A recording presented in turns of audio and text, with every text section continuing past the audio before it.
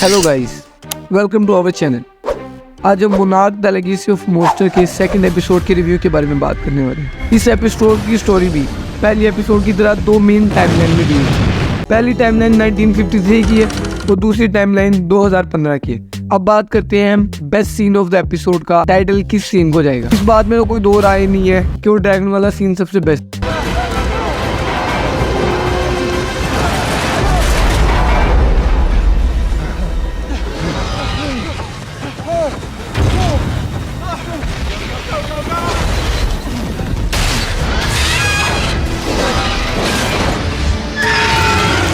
मुझे एक बात समझ नहीं आती कि इन्होंने इसका इतना बेहतरीन वीएफएक्स और सीजीआई किया कैसे है। हर एक आर्ट डिजाइन परफेक्ट है, जैसे मैंने पहले बताया।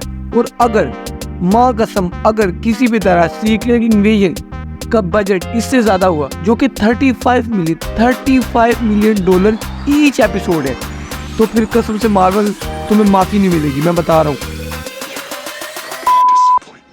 और अगर कोई मार्वल फैन इससे हर्ट होता है तो हर्ट होने दो। सीक्रेट इन्वेजन सबसे बकवास शो है जो कि कभी भी सुपर हीरोज हिस्ट्री में बना है। आप ये मानते हैं बात, ये नहीं मानते तो आपके ऊपर है ये, लेकिन वो इतना बकवास शो है कि उस पर बात करना भी मेरी वीडियो को बकवास कर रहे हैं। लेकिन उसी के मुकाबले में आप लोकी को देखिए। I know what I want. I know what kind of God I need to be. For you. For all of us.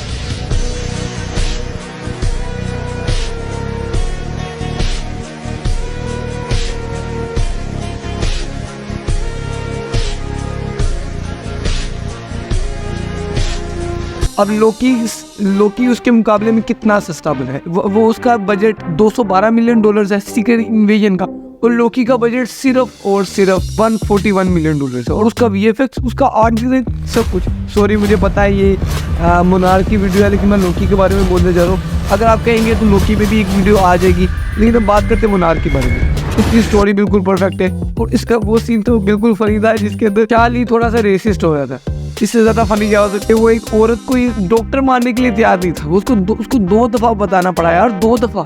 इतना रेसिस्ट बंदा। लेकिन मेरा ये हीरो मेरा सबसे ज्यादा अभी मजेदार कैरेक्टर तो जितनी भी सीरीज है उसमें मुझे यही लग रहा है। और आपके इस भी क्या थॉट्स हैं कमेंट में बताएं। हम सबसे पहले, ताकि सारा माजरा कंफ्यूजिंग ना हो, 1953 की टाइमलाइन के बारे में बात करते हैं।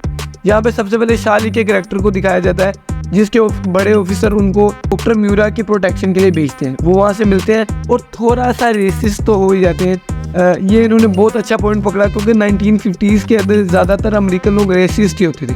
और वापस हम स्टोरी पे आते हैं और वो उनकी प्रोटेक्शन के लिए जाते हैं, और वो किसी ऐसे इलाके में जा रहे होते हैं या कोई रेडिएशन का और ऐसे कोई लफड़ा होता है।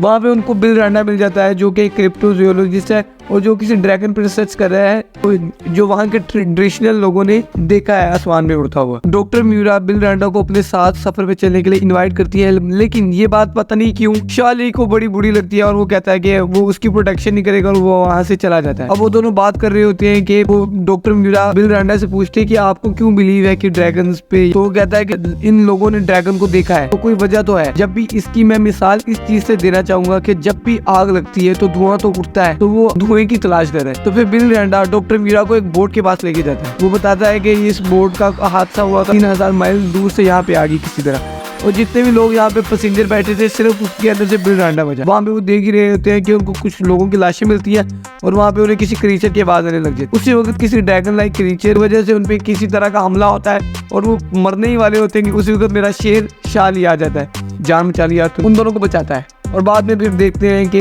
वो एक ड्रैगन होता है। और यहाँ पे 1953 की टाइमलाइन की स्टोरी होती है एंड। अब 2015 की टाइमलाइन के बारे में बात कर लेते हैं। केट अब वापस अपने घर जाना चाहती है, क्योंकि उसके बाप की हरकतों की वजह से उसका दुनिया पे से यकीन उठ चुका है। लेकिन उसी वक्त कुछ मोनार्क के लोग उसके साथ लफड़ा करने के आ जाते हैं। मैंने बोला था, मैंने पिछले एपिसोड में बोला था ये लफड़ा करेंगे तो लफड़ा होगा। अब स्टोरी पे आते हैं।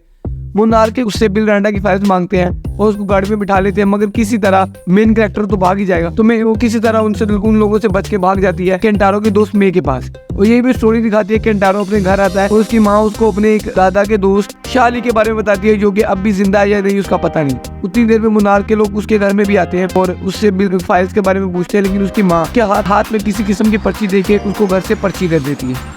बड़ी अजीब फैमिली है। फिर किंटारो अपनी दोस्त, उसकी दोस्त ही है ना मी, ओके फ्रेंड जोन हो गया बेचारा, अपनी दोस्त और अपनी हाफ सिस्टर को मिलता है और फिर वो प्लान बनाते हैं अपने बाप के दोस्त से मिलने का। फिर वो शाली के पास जाते हैं, वो शाली के साथ मिलके भागने का प्लान बनाते हैं और यहाँ पर 2015 की स्टोरी लाइन खत्म होती है। और अभी तक तो सीरीज बिल्कुल बेस्ट जा रही है। इसके टोटल 10 एपिसोड हैं, काफ़ी वेट करना पड़ेगा सब एपिसोड के लिए। तो दैट्स इट, इससे ज़्यादा क्या ही बात कर सकते हैं। अगर सब्सक्राइब करना हो तो मेहरबानी सब्सक्राइब करिए।